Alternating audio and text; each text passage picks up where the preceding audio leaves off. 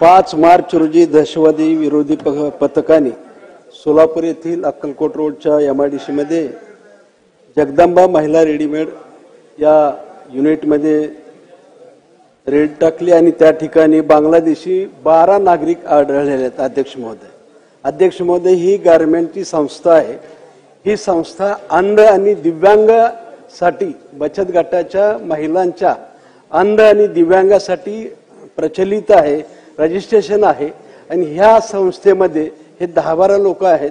मला असं वाटतं की अंध आणि दिव्यांगासाठी जर संस्था असेल तर त्यांना सरकारने भरपूर मदत करावी, त्यांना अर्थसहाय्य करावं, पण त्या नावाखाली जर चुकीचं काम करत असतील, असे जर बांगलादेशी तिथे येऊन तिथं वास्तव्य करत असतील, त्यांना ही संस्था संरक्षण देत असेल तर या संस्थेची चौकशी करून अंध आणि दिव्यांगाच्यासाठी काम करत असेल 100% संरक्षण देऊ, त्यांना अर्थसहाय्य, पण नसेल तर त्यांच्यावर कठोर कारवाई करणार का एक। तसंच विमानतळाच्या बाजूला जसं या ठिकाणी अक्कलकोट विमानतळाच्या बाजूला गेल्या वर्षभरापासून सोलापूर विमानतळाच्या बाजूला गेल्या वर्षभरापासून अनेक लोक अचानकपणे येऊन तिथे राहिलेले आहेत। मला असं म्हणायचं आहे की जर खरंच जर त्या ठिकाणी एवढी गर्दी झालेली आहे तर मला असं वाटतं की त्याही ठिकाणी बांगलादेशांचं वास्तव्य असू शकतं। मला असं वाटतं की त्या ठिकाणचे अतिक्रमण असतील, ते अतिक्रमण सुद्धा तुम्ही हटवणार का आणि त्या ठिकाणच्या बांगलादेशीच्या जे नागरिक आहेत त्यांची सखोल चौकशी करणार का। तसंच कनबस तालुका दक्षिण सोलापूरमध्ये सुद्धा 20 ते 25 मतदार असे सापडलेले आहेत, त्या ठिकाणी त्यांचं वास्तव्य नाही, त्यांचं गावात नाव नाही, तरी पण मतदार यादीमध्ये नाव आहे, ते दक्षिण तालुक्यात आहे। मला असं वाटतं मंत्री महोदय आपण या मतदारसंघातल्या कनबस गावच्या 20 ते 25 नागरिकांची सखोल चौकशी करून त्यांची मतदार यादीची चौकशी करावी। याचबरोबर मला असं वाटतं की जे अनेक लोक बोगस कार्ड घेतात, आधार कार्ड घेतात आणि ते मतदानामध्ये घेतात, मला असं वाटतं की गेल्या वर्षभरामध्ये ही प्रक्रिया खूप मोठ्या प्रमाणात सोलापूर जिल्ह्यामध्ये राबवली गेलेली आहे। ह्याची सुद्धा मला असं वाटतं की जिथं असे बांगलादेशी येऊन बोगस आधार कार्ड घेऊन कुणाचा तरी स्थानिक लोकांचा आधार घेऊन त्या ठिकाणी मतदार यादीमध्ये नाव नोंदवतात आणि तेच लोक परत आपल्याला त्रास देतात। म्हणून माझी विनंती आहे, खरोखरच अशा नागरिकाला बांगलादेशी नागरिकाची मतदार यादीतून नाव वगळणार। अध्यक्ष महोदय, सोलापूर जिल्ह्यामधील MIDC मध्ये या संस्थेच्या ही संस्था खरं तर शिवणकाम वगैरे अशी लहान बचत गटाच्या मार्फत काम करत असते आणि हे जे कोण लेबर्स आले होते ते कॉन्ट्रॅक्टर्सच्या मार्फत आले होते। म्हणून अध्यक्ष महोदय, ह्यामध्ये आपण जी कारवाई केलेली आहे, आपण याच्यामध्ये 12 जणांना आपण जी अटक केली आहे, त्यामध्ये अजून एक कारवाई आपण ह्याच्यामध्ये मुंबईवरून भिवंडीवरून देखील आपण एका व्यक्तीला अटक केली आहे जो कॉन्ट्रॅक्टर आहे आणि दोघांना आपण अटक केलेली आहे, एक भिवंडीवरून आहे आणि एक बँगलोरवरून आहे। तर अध्यक्ष महोदय, आपण मुळात जो कॉन्ट्रॅक्टर आहे त्याला देखील आपण ह्याच्यामध्ये अटक केलेली आहे।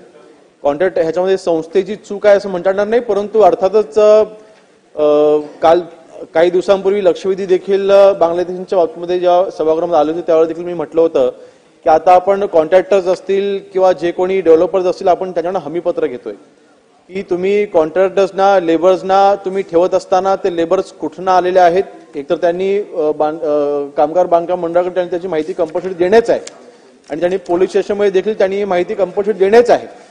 जर का असं कोणी माहिती देत नसेल तर त्यांना देखील त्याच्यामध्ये त्यांच्यावरती देखील कडक कारवाई केली जाईल। तर ह्या बाबतीत देखील जर का संस्थेची जर का याच्यामध्ये कुठलीही चूक असेल तर नक्कीच आपण ती कारवाई करू, परंतु कॉन्ट्रॅक्टरच्या चुकीमुळे एखादी चांगली संस्था बंद देखील होता कामा नये, ती देखील काळजी आपण नक्कीच तिथे घेतली पाहिजे। दुसरं आपण म्हटलेलं आहे की विमानतळानजीक जी आपल्याकडे माहिती आहे की तिथे देखील काही बांगलादेशी हे असू शकतात।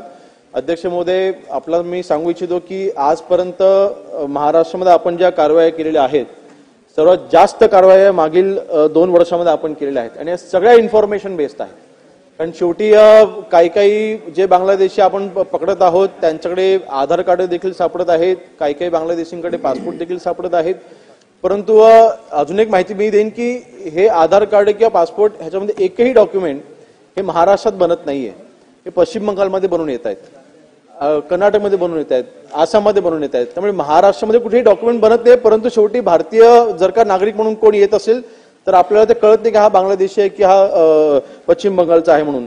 म्हणून आपल्याला जी शंका आहे ती जागा स्पेसिफिक आपण मला ती ठिकाणं द्या, नक्कीच त्या ठिकाणी आपण ATSच्या मार्फत आपण ती कारवाई देखील आपण करायला लावू. आणि मतदार यादीमध्ये, कारण शेवटी आता भारतीय नागरिकत्व जर का त्यांना मिळालं, म्हणजे त्यांनी पासपोर्ट जर का बनवला म्हटल्यानंतर ते इट्स अ प्रूफ की तो भारतीय नागरिक आहे.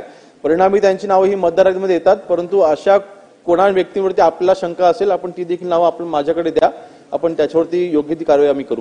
ही जी गारमेंट संस्था आहे ही बचत गटाच्या अंध आणि दिव्यांग महिलांसाठी आहे आणि त्यासाठी सरकारने ह्याच्यासाठी खास GR काढलेला आहे. म्हणजे गारमेंटच्या म्हणजे युनिफॉर्मचे वगैरे कामं त्यांना देत. मी काय म्हटलं तुम्हाला, दिव्यांग आणि अंध असतील तर 100% अर्थसहाय्य करा, मदत करा, परंतु त्या नावाखाली चुकीचे होऊ नये एवढं नंतर मग ती चौकशी करचाल का एवढं. अध्यक्ष महोदय, संस्थेची सगळी माहिती घेऊन त्याच्यावर योग्य कारवाई करू. विविध कार्यक्रमांसाठी 2000 चौरस फुटाचा AC बँकवेट हॉल, हॉटेल चित्रा एक्झिक्युटिव्ह, लग्न समारंभ, रिसेप्शन, वाढदिवस, सेमिनार तसेच विविध बैठकींसाठी उपयुक्त असा सोलापूर शहराच्या मध्यवर्ती अशा सम्राट चौकातील हॉटेल चित्रा एक्झिक्युटिव्ह मध्ये. पत्ता 195 बुधवार पेठ, सम्राट चौक, चिडगुप्कर हॉस्पिटल समोर, सोलापूर. संपर्क 8956 03 31 00 आणि 8956 03 31 01.